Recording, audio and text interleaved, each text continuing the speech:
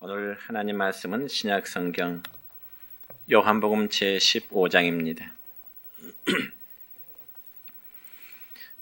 요한복음 제15장 4절부터 7절에 있는 말씀까지입니다.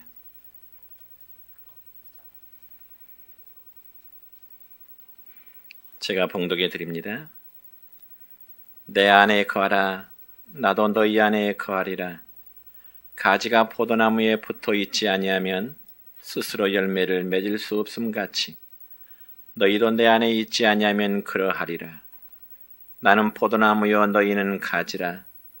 그가 내 안에 내가 그 안에 거하면 사람이 열매를 많이 맺나니 나를 떠나서는 너희가 아무것도 할 수 없음이라. 사람이 내 안에 거하지 아니하면 가지처럼 밖에 버려져 마르나니 사람들이 그것을 모아다가 불에 던져 사르느니라. 너희가 내 안에 거하고 내 말이 너희 안에 거하면 무엇이든지 원하는 대로 구하라. 그리하면 이루리라. 아멘. 사랑의 메시지 함께 나누겠습니다. 사랑하고 축복합니다. 사랑하고 축복합니다.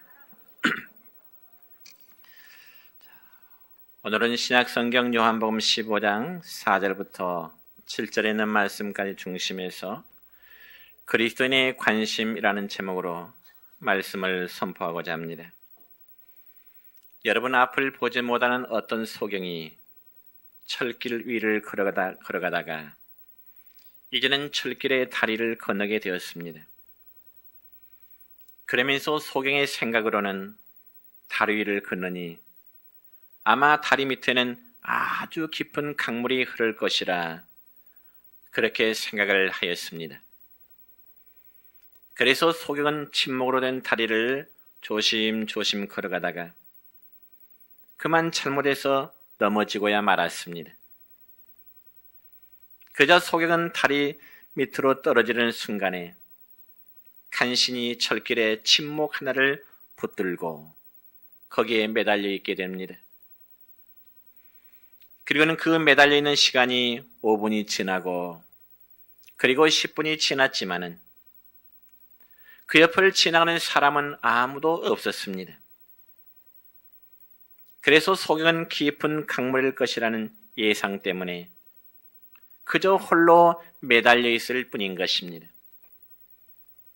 그렇지만 붙들고 있는 손을 놔버리면은 자신은 깊은 강물에 떠내려갈 것이라는 두려움 때문에 계속 그 침묵을 붙들고 있을 수밖에 없는 그런 상황이었습니다. 그렇지만 철길의 침묵을 붙들고 있는 그 손의 힘에도 한계가 있기 때문에 더 이상 오랫동안 붙들고 있을 수가 없었습니다. 그래서 소경은 속으로 생각하기를 이제 죽으면 죽고 할 수 없다는 식으로 붙들고 있는 그 철길의 침묵을 손을 놔버렸습니다. 그러니 자연히 그 소경은 이제 당연히 강물에 떨어질 수밖에 없었습니다. 그런데 소경이 떨어진 그 강은 깊은 강물이 아니라 약 30cm 정도밖에 안 되는 아주 얕은 모래 바닥이었습니다. 그러니까 진작 붙잡았던 손을 놔버렸으면 그토록 고생도 안 했을 것인데 그것도 모르고 죽자 살자 매달려 있었던 것입니다. 사랑하는 성도 여러분이요, 이 시간 우리 입장에서 생각해 보면 그 소경의 행위는 매우 어리석다고 말을 할 것입니다. 왜요? 손을 빨리 놔버렸으면 고생도 안 했을 것인데 오랜 시간 동안 힘을 빼면서 쓸데없는 고생을 했기 때문입니다.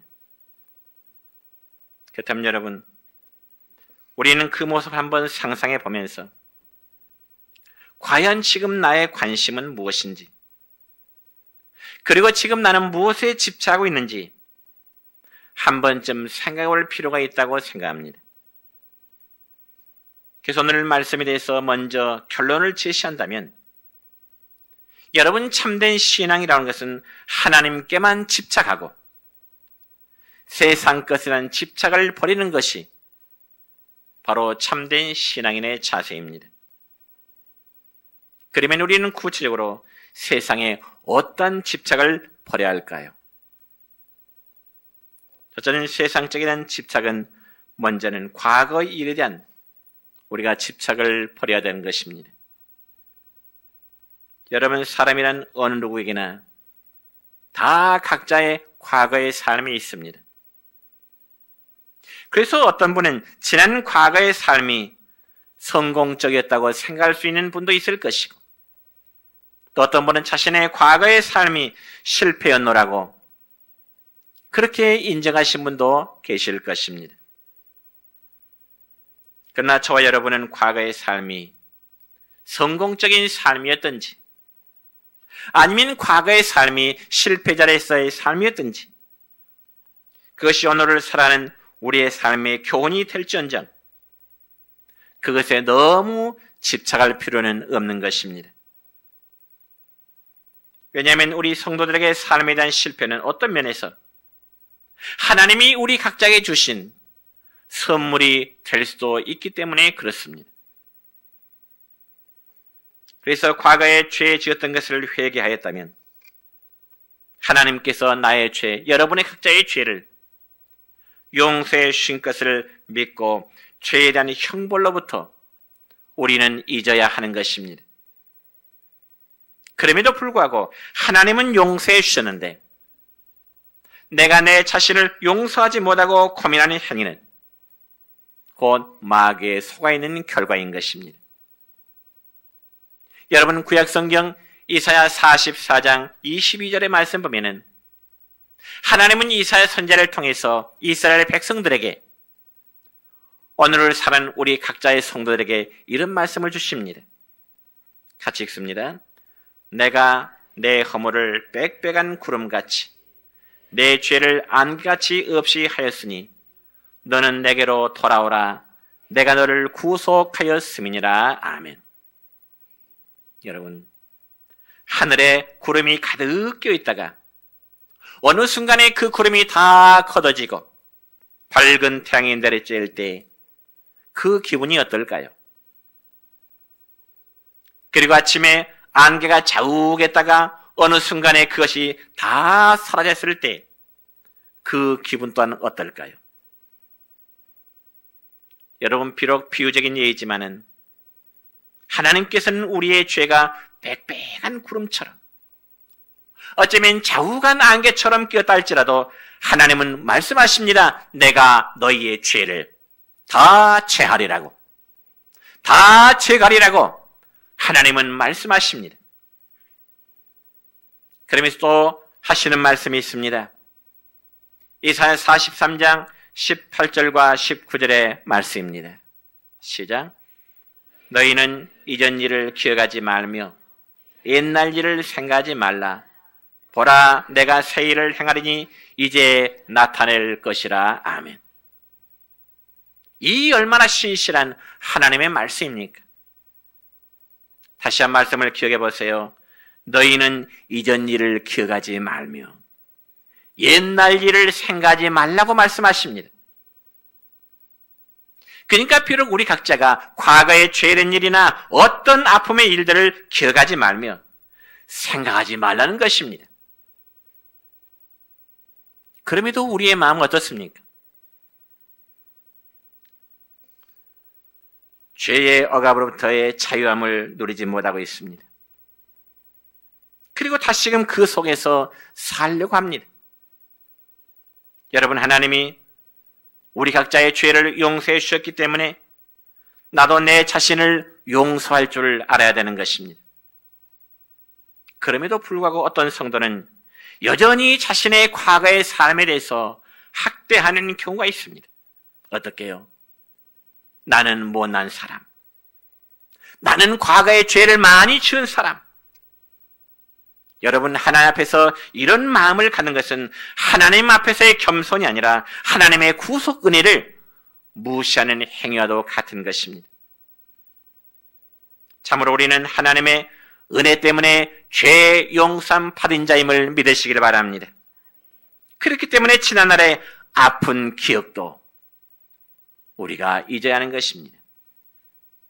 흔히 사람들은 남에게 은혜를 입고 사랑받았던 좋은 일에 대해서는 그냥 쉽게 잊어버리는데, 다른 사람으로부터 마음의 상처를 받는 일이라면 죽을 때까지 마음에 품고 그것을 잊으려고 하질 않습니다.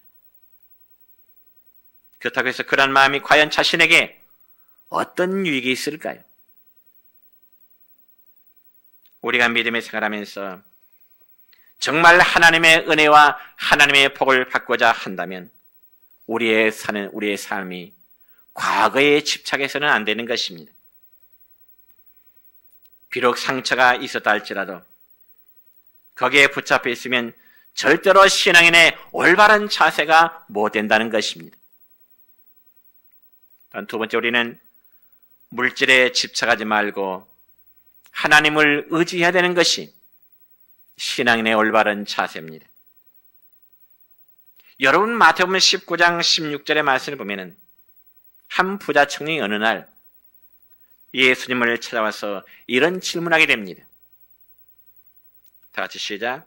선생님이여, 내가 무슨 선한 일을 하여야 영생을 얻으리까? 예수님을 찾은 이 청년은 부자 청년이라고 성경에 말씀하고 있습니다. 이 청년이 예수님께 찾아와서 예수님, 내가 어떤 선한 일을 해야 내가 영생을 얻을 수 있을까요? 어쩌면 이 질문은 인생의 가장 중요한 질문이라고 할 수 있습니다.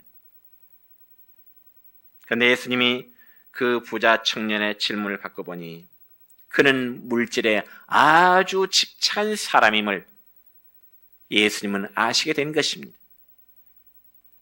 그래서 마태복음 19장 21절의 말씀을 보면 예수님은 부자 청년에게 이런 말씀하십니다. 시작. 내가 온전하고자 할진대 가서 내 소유를 팔아 가난한 자들에게 주라. 그러면 하늘에서 보화가 내게 있으리라.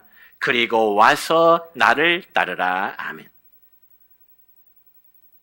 그렇다면 여러분, 이 부자 청년이 자기의 소유를 팔아서 그것으로 다 가난한 자들에게 나누어주고 그 다음에 나를 따르는 그 예수님의 말씀에 부자 청년은 어떤 결단을 내리게 될까요? 어떤 반응을 내리게 될까요? 그 부자 청년에게 있어서 그 재산은 어떻게 해서 모은 재산인데 그 재산을 가난한 자들에게 나눠주고 와서 예수님을 따르라고 하니 과연 그게 쉬운 일일까요?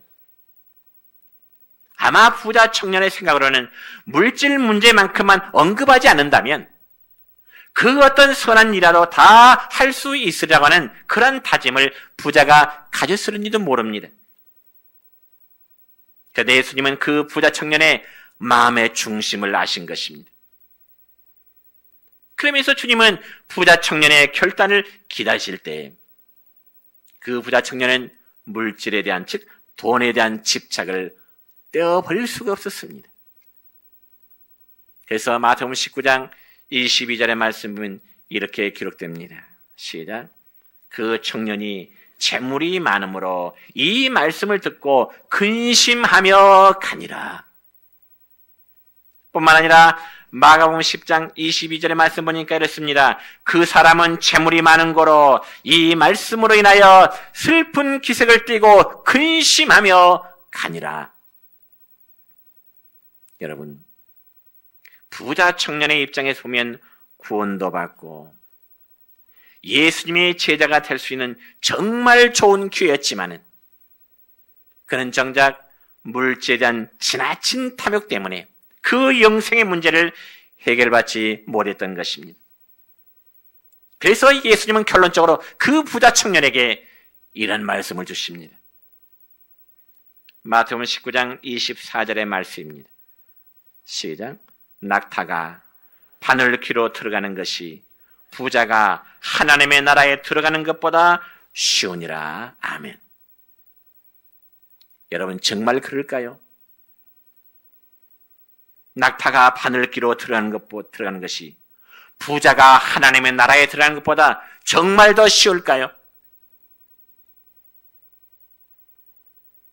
물론 예수님이 부자 청년에게 이런 말씀을 하신 그 의도는 물질에 대한 부여한 그 자체가 나쁘다는 것이 결코 아니라 그것에 의존하는 인간의 어리석음에 대해서 주님은 지적하시는 말씀입니다. 저는 지난 주일 낮 예배 때 절제에 대한 말씀을 드리면서 돈이라는 물질은요, 우리들에게 있어서 삶의 도구가 되어야지 그 돈이 우리 인간들의 삶의 목표가 되어서는 안 된다고 하는 그런 말씀을 드린 기억이 있습니다. 여러분 구약 성경 욥기서 22장 24절로 26절까지 말씀은 이런 말씀이 있습니다. 시작. 내 보화를 티끌로 여기고 오빌의 금을 계곡의 돌로 여기라. 그리하면 전능자가 내 보화가 되시며 내게 고귀한 은이 되시리니 이에 내가 전능자를 기뻐하여 하나님께로 얼굴을 들 것이라. 아멘. 제가 다시 한번 읽겠습니다. 여러분은 이 말씀 다시 한번 자세히 보세요. 내 보화를 티끌로 여기고 오빌의 금을 계곡의 돌로 여기라. 그리하면 전능자가 내 보화가 되시며 내게 고귀한 은이 되시리니 이에 내가 전능자를 기뻐하여 하나님께로 얼굴을 들 것이라고 말씀합니다. 사랑하는 성도 여러분이요, 물질 즉 돈이 우리 마음의 중심을 자리 잡고 있으면, 돈이 여러분의 삶의 여러분의 마음의 중심을 잡고 있으면 절대로 전능자신 하나님이 우리 안에 계실 수가 없습니다. 분명히 성경에서 방금 읽은 성경 말씀에 기록이 있지 않습니까? 보화를 티끌로 여기고 금을 계곡의 돌로 여길 때 전능자이신 여호와가 우리의 보화가 되어주시고 우리의 은이 되어주신다고 말씀하고 있습니다. 물론 그렇다고 해서 돈이라고 하는 것이 우리에게 필요 없다는 그런 의미는 결코 아닙니다. 이 말씀에 오해 없으시기 바랍니다. 실제로 우리의 삶에는 돈이 없으면은 우리가 주거 활동이라든지 음식이라든지 혹은 교육이라든지 문화생활 등등 모든 것이 중단되어 버릴 수밖에 없습니다. 그렇지만 물질이 우리의 삶의 중심이 돼서 물질의 노예가 되어서는 안 된다는 사실을 오늘 성경은 우리에게 말씀하고 있습니다.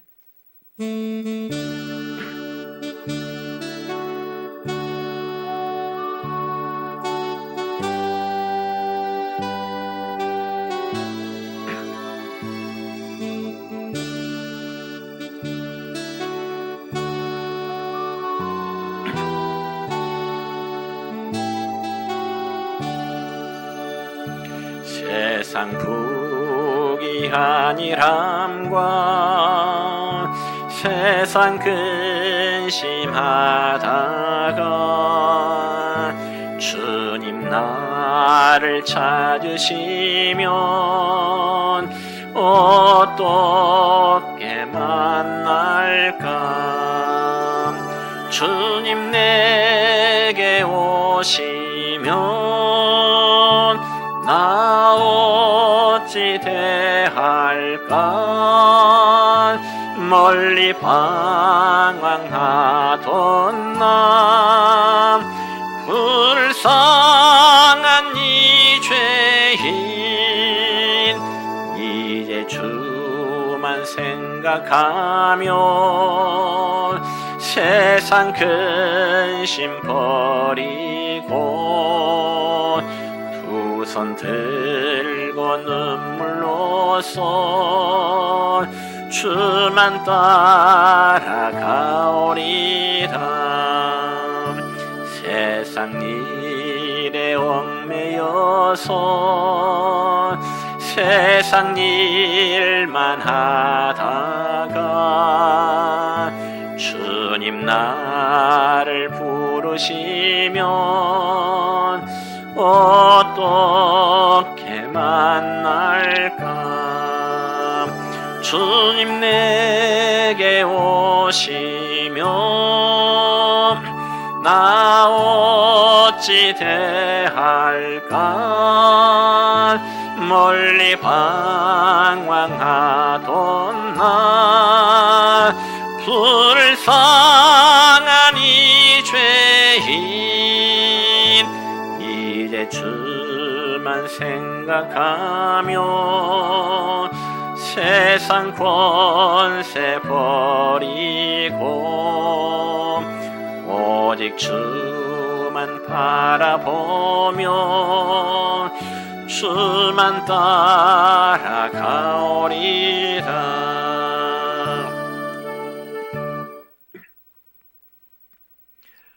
얼마 전에 TV에 방영된 내용 가운데 이런 프로그램이 있었습니다. 한 젊은 부부가 있었는데 30대 후반의 아내와 그리고 40대 초반의 남편이었습니다. 물론 그들 부부는 나름대로 외국 유학까지 한 재혼들이었지만은 강원도 아주 깊은 산속에 들어가서 생활하는 그 30, 40대 젊은 부부의 삶이었습니다. 그런데 그 아내의 말 가운데 이런 말이 기억납니다. 우리 부부가 도시에 산다면 돈이 우리에게 행복을 주겠지만 산속에 살다 보니 돈이 없어도 남편의 사랑이 저에게는 큰 행복을 주고 있습니다. 라는 말이었습니다. 참 멋있는 행복이라 저는 그렇게 생각해 봅니다. 그리고 그들은 그 말을 결코 어떤 방송용의 멘트로만 생각하지 않습니다. 여러분, 그들 부부의 한 달의 수입은 아내가 번역한 일로 수입된 고작 4, 50만 원 정도가 그들 부부에게 한 달의 수입 전부입니다. 그런데 그 속에서 행복한 삶으로 살아가는 모습이 너무 아름답게 그리고 너무 행복스럽게 보였습니다. 그러므로 우리 그리스도인들은 물질에 대한 집착이 우리의 삶의 목표가 되어서는 안 되는 것이죠. 왜냐하면 물질의 풍부함이 반드시 행복의 조건은 아니기 때문에 그렇습니다. 그렇기 때문에 성도는 물질을 다스리는 자가 되어야지 물질에 얽매인 종이 되어서는 안 되는 것입니다. 그래서 마태복음 6장 24절의 말씀 보면 우리 주님은 이런 말씀하십니다. 시작. 너희가 하나님과 재물을 겸하여 섬기지 못하느니라. 아멘. 하나님의 백성된 성도들이 하나님과 재물을 겸하여 섬기지 못하느니라. 즉 이 말씀은 물질에 대한 집착하지 말고 하나님을 의지하는 가운데 물질을 나누고 선한 데 생활할 때 하나님의 것이 다 우리의 것이 된다는 느낌을 가지게 될 것입니다. 세 번째로 하나님의 백성들이 이제 버려야 할 것은 명예에 대한 집착입니다. 여러분, 인기 직업의 하나인 연예인들은 모든 사람들의 인기와 명예가 떨어질까 봐 늘 불안해하고 고민할 때가 많습니다. 그래서 인기와 명예가 떨어질 때 연예인들이 자살을 했다고 하는 소식들을 종종 듣게 되죠. 그렇다면 여러분, 자살로 인해서 사회에 충격을 주었던 이들은 한때 어떤 사람들일까요? 한마디로 잘 나갔던 사람들, 스타 중에 스타, 톱스타들이었습니다. 그런데 왜 그들이 자살하려고 하는 극단적인 행동을 했을까요? 물론 가정사회 문제도 있겠지만은 때로는 외부로부터 견딜 수 없는 압박도 있었겠지만은 상당수는 그들의 인기와 명예 그리고 자존심 때문에 일어난 일들이었을 것입니다. 그러므로 사랑하는 성도 여러분이여, 우리 그리스도인들은 하나님께서 높일 자를 높이시기도 하고 낮출 자를 하나님이 낮추시기도 하는 것입니다. 여러분, 세상의 명예는 그 위치가 어디일지라도 끝나고 나면 다 허무할 뿐입니다. 그래서 성경에 보면은 이 솔로몬이라는 사람은 왕으로서의 부귀 영화를 다 누렸던 사람입니다. 그렇다면 이 솔로몬이 젊었을 때 노년에 이르기까지 부귀영화 권세를 다 누렸다면 그 인생 노년에 솔로몬 입에서 나오는 말이 나는 정말 행복한 사람이었고 정말 멋있는 인생을 살아왔나라고 하는 그런 고백이 나와야 되지 않겠습니까? 그런데 성경에는 솔로몬의 입에서 나오는 고백이 무엇일까요? 전도서 1장 2절 3절까지의 말씀 보면 이렇게 기록됩니다. 시작. 헛되고 헛되며 헛되고 헛되니 모든 것이 헛되도다. 해 아래에서 수고하는 모든 수고가 사람에게 무엇이 유익한가? 또한 전도서 2장 23절의 말씀입니다. 시작. 일평생에 근심하며 수고하는 것이 슬픔뿐이라. 아멘. 그럼에도 사람들은 어제나 오늘이나 그리고 앞으로도 계속해서 명예에 대한 집착을 버리지 않으려고 하죠.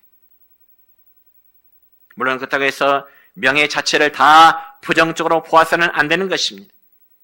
최소한 우리 그리스도인들이라면, 최소한 예수 믿는 성도들이라면 하나님을 기쁘시게 하고요, 하나님께 영광 돌리는 그러한 명예를 좀 사모했으면 좋겠습니다. 그래서 신약성경 요한복음 5장 41절의 말씀 보면 우리 주님은 우리에게 이런 말씀하시네요. 시작. 나는 사람에게 영광을 취하지 아니하노라. 우리 주님은 사람들에게 구름대같이 몰려드는 수많은 사람들에게 영광 받기를 원치 않는다고 말씀하십니다. 오히려 요한복음 5장 44절입니다. 시작. 너희가 서로 영광을 취하고 유일하신 하나님께로부터는 영광을 구하지 아니하니 어찌 나를 믿을 수 있느냐. 너희가 사람들로부터의 영광과 명예를 받기를 원하지만은 어찌 하나님께로부터 오는 그 영광을 구하지 아니하냐. 그런다고 하면서 나를 믿을 수 있느냐? 큰 뜻이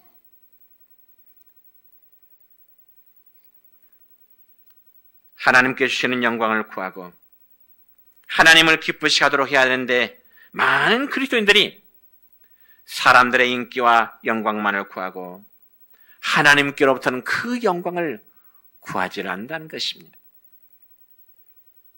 그래서 예수님을 제대로 믿을 수 없다는 거죠. 사랑하는 성도 여러분요, 다시 한번 강조합니다. 인간의 칭찬과 인간의 영광은 잠깐일 뿐입니다. 그리고 인간의 칭찬, 영광은 수시로 상황 따라 변할 수밖에 없습니다. 그리고 예수님 성도들이 세상 것에 너무 집착하면 마치 철거머리가 붙어서 떨어지지 않는 것처럼 자유함과 평안을 빼앗게 됩니다. 그럼 우리는 과거의 일에, 물질에, 그리고 명예에 집착하지 말고 정말 하나님께 집착하는 여러분 되시기를 축원합니다. 그의 두 번째는 주님께 집착하라 하는 문제입니다. 여러분 참된 그리스도인은 세상이나 세상에 있는 것들, 즉 육에 속한 물질이나 명예를 집착하지 말고 생명과 복의 근원 되시는 주님께 붙어 있어야 되는 것입니다. 그래서 오늘 본문 4절의 말씀 보니까 이렇게 기록되어 있네요. 시작. 내 안에 거하라. 나도 너희 안에 거하리라.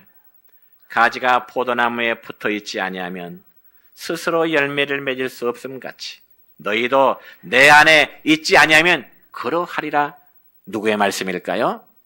우리 주님의 말씀이십니다. 여러분, 포도나무 가지는요, 내가 스스로 꽃을 피워야 되겠다, 포도나무 가지가 내가 스스로 열매를 맺어야 되겠다, 이렇게 고민할 필요가 없습니다. 왜냐하면 포도나무 가지는 원줄기에 떨어지지 않고 꼭 붙어 있기만 하면은, 가지는 원줄기에 붙어 있기만 하면은 자연스럽게 충실한 열매를 맺게 되는 것입니다. 왜냐하면 포도나무는 원줄기에서 떨어지지 아니하고 꼭 붙어 있으면 포도나무의 진액이, 양분이 절로 올라와서 꽃을 필 때 꽃이 피어지게 되고요, 열매 맺을 때 열매가 맺혀지게 되는 것입니다.